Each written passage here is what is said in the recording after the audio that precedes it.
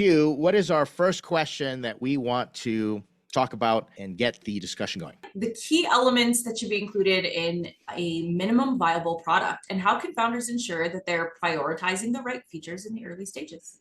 All right, this is a good topic to start off with. I was meeting with a bunch of founders today at our minimum viable workshop and office hours. And we have to go back and look at what is a minimum viable product. And that is defined as what is the minimum amount of work, effort, and resources that we can put in to show that we are getting traction. In other words, you're going to be doing tests. And sometimes what you think is going to get you traction is not what is going to get you traction. So a minimum viable product could be something as simple and easy as a landing page or an email list or a mock-up. You can even do a high fidelity app. You can do something that allows users to click on things and go back and forth. But all in all, it doesn't necessarily have to be a light version of the app. This is where many founders get messed up. They think, I need to create a SaaS platform, therefore I need to just build that SaaS platform and test it. The MVP is designed to demonstrate that you understand problem, solution, that you're talking to users and you're building something or you intend to build something that they like. What was the second part of the question there, Q? How can founders make sure that they are prioritizing the right features in the early stages?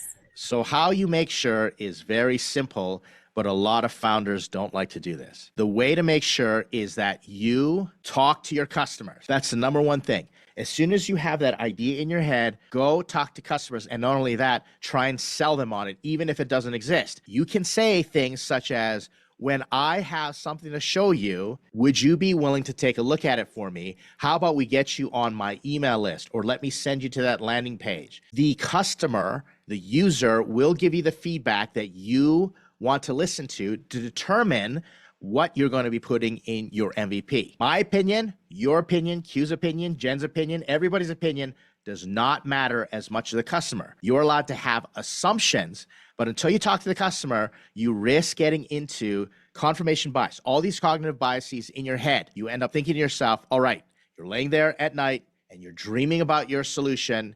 And then you go to your coffee shop, you're plinking away on your laptop, you got your little latte there, you feel great because you're at your Starbucks office, but then the solution in your head just starts to swirl and you think, wow, I have invented the next greatest app. I am amazing.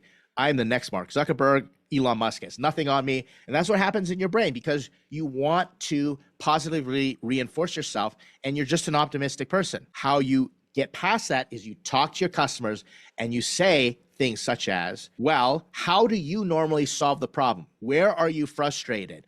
What if I built this? What would be the first feature that you want to build? If I did this, how would you interact with it?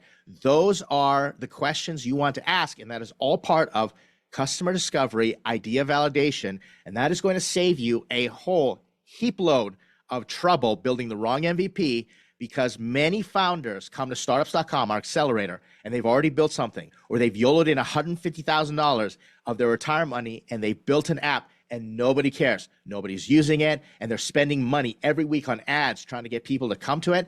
That could have all been circumvented and solved if you just would have done some upfront idea validation and customer discovery. That is how you determine whether or not your MVP is worth building, because an idea is one thing. Executing on that, and is it worthy enough of your time to become a startup? That's a whole other thing. You want to go through the MVP process, and that's what we teach here.